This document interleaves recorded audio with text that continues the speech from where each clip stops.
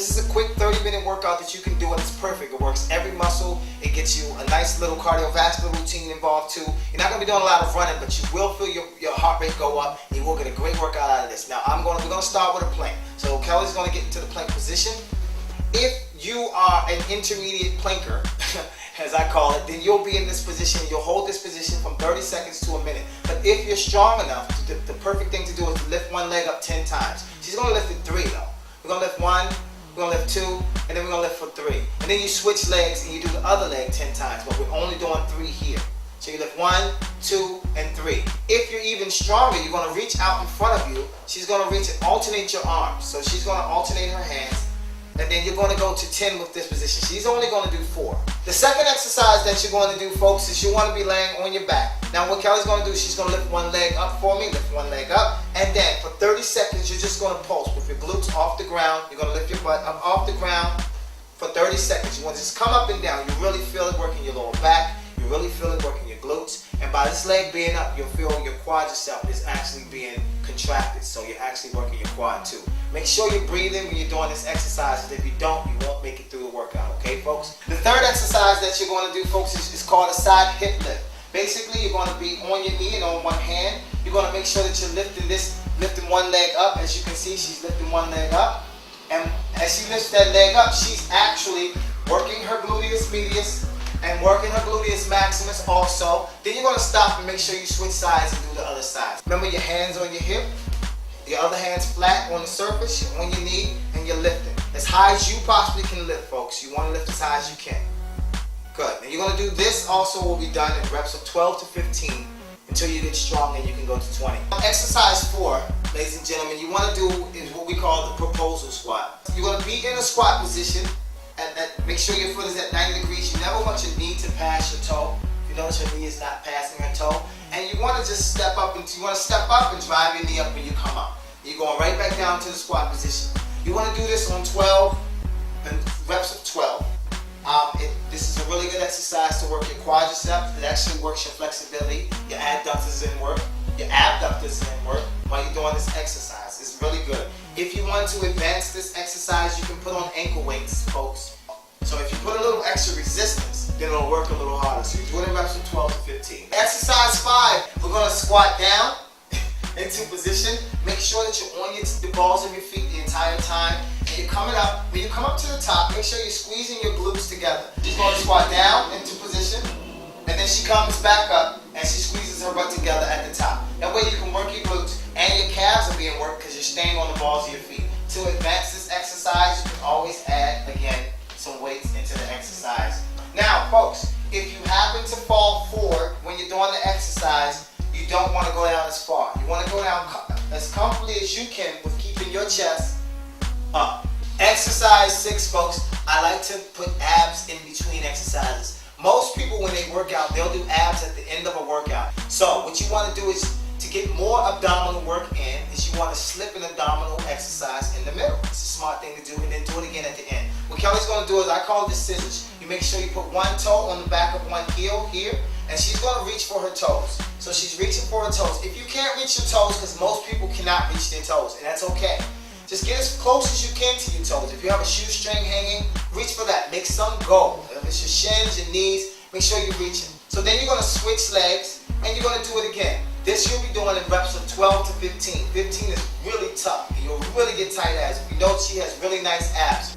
After you do those in sets of 12, you want to start taps. She's going to sit up, cross your legs at the bottom, make sure your body is in shape of a V, and you're going to tap the ground from side to side, like she's doing, like so. If that's too easy, and it should be tough after you've done those scissors that we just did, but if you're more advanced and you need to add resistance, we always can throw in a little extra weight. What we're going to do is, we've done this in the glute exercise, plug. Again, she's squatting down, she's reaching out, and then she's going to kick back. If you notice, her back is in. You want to kick as high as you possibly can, working this glute, your butt muscle here. So she's kicking as high as she can until she feels it tighten up in there. That way you can get a nice derriere. You're going to work in the hamstrings a little bit, and then you're going to switch, and you do the other leg. In this exercise, you want to do it in reps of 12. If you don't have enough balance to stand in that position, as we said before, you can put your hands on your knees, and you can do the exercise with your hand on your knee and kick back. Okay, so for the next exercise, ground. Now, the thing is, for beginners, you just come up and down and you just lift your hips up and down. This is for beginners. If you're more advanced, you're going to take one hand, that hand goes in the air, your hips stay still, and then the hand comes up and down in front of you. This is going to work your core. It's a really good core exercise, and people don't understand the importance of core. But if you have a loose core and you work on your abs, you may just get some development in your abs, but you still can look loose. Remember, you're up and down with this exercise, do it in reps of 20. But then if you're more advanced, you go to the arm. If the arm is too easy, some folks, you've been athletes in your prior days, and then you gain a little, so you might still have a strong core. You want to add a weight. I don't have a weight to get, but maybe 5 to 8 pounds, ladies. For the fellas, 10 to 12 pounds, depending on your strength. Next exercise is going to be for the hamstrings, and it's also going to work on your stability. A lot of times people walking down the street and then they bobble. You ladies, you're wearing heels and you're falling over and stuff. This is going to work on the stabilization in your ankles, and it's going to make you look good in your lower legs. If you got cankles, this is the remedy. It's called a Romanian deadlift. It's become a fad in America. Thanks, Romania. Hallelujah. Okay, she's going to do the Romanian deadlift. Single leg Romanian deadlift. This is the advanced version. When you're coming back up, you're going to kick your leg back out. If you want to downgrade the Romanian deadlift, you don't move your leg at all. So you just go straight down without moving the free leg, okay? That's the downgrade of the leg, of the single Romanian deadlift. If you want to upgrade it and you feel like a superstar, then you add yourself a little bit of weight into the situation. And then you're going to go down and up with this weight. So she's going to come down with the weight, and then she's going to come back into position. You can hop too. She wants, Kelly gets you. Try to get her a boo. No, you can hop. you can definitely hop with it too. This is the next exercise. Now this is really good if you want to work your adductors, which is your inner thighs, ladies. And if you ever had problems in your inner thighs, this is a really good exercise for that. So she's going to step out to the side. She steps out, she squats down. It's really good for the glutes too. The reason she's reaching is because she wants to stretch these muscles out here. So she's reaching out to the side. It also works your obliques, so you can take a little bit of that side pudge off if you're having side pudge issues, ladies, and gentlemen also. And if you're trying to look good in your wedding dress, this is a good exercise. She's going to switch sides. You want to do 12 to 15 of both of these exercises I just showed you. You want to do 12 to 15 reps. As we know, push-ups is the best thing you can do for your chest, for ladies and gentlemen. There are women out there who say, I don't do push-ups, that's not good for me. You want ladies, you can do push-ups. It's really good for your chest, it's good for your triceps, which is the secondary muscle being worked, and the third muscle, which is the shoulders. It's really good exercise for you. If you're not strong enough to do a push-up, which a lot of females and males aren't, you can start on your knees. So you're coming down to your knees, and she's going to do a push-up on her knees until she's strong enough to do it on her feet. If you are really strong in the push-ups, she's going to get on her feet and she's going to reach for the sky. So she's going to do a push-up, she's going to turn and reach. Now this is a more advanced push-up, and we call them sky reaches. So she's reaching for the sky now. So now she's working her core as well as her chest. You have to be really strong to do this push-up exercise here. Important to most ladies and gentlemen is to have nice triceps. Your triceps are here. They're called triceps because there's 3 muscles back there. Just like your biceps, 2 muscles, and your quadricep is 4 muscles. I always try to teach you guys something. She has her legs straight. If you're not strong enough to straighten your legs, you can bend your legs, and you can do them that way, which will take a lot of pressure off of your arms, so therefore you can kind of gauge the exercise. If you're extra strong, you come back to the straight position, and she's going to do it on one leg, and then squat down and up, which is really tough exercise to do. So for the fellas, if you want to execute it and you have strong triceps, this is a great exercise for you to do.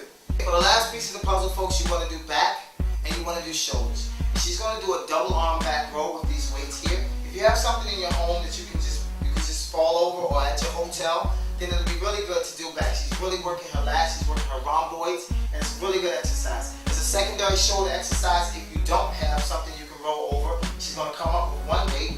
She's going to be on one hand and knee. You can come close and really get it, or zoom in if you can. And then she's going to do a row, which is just a single arm row. She's working the same muscles, but she's just doing it on a single arm action. Make sure your back is turned off to the side. Make sure that your back, folks, this is very important when you're doing this exercise, because I've seen a lot of people do it wrong, and they hunch their back. Make sure you have a dip in your back. So you want to have your shoulders up and your butt up, and the middle of your back is going to come down.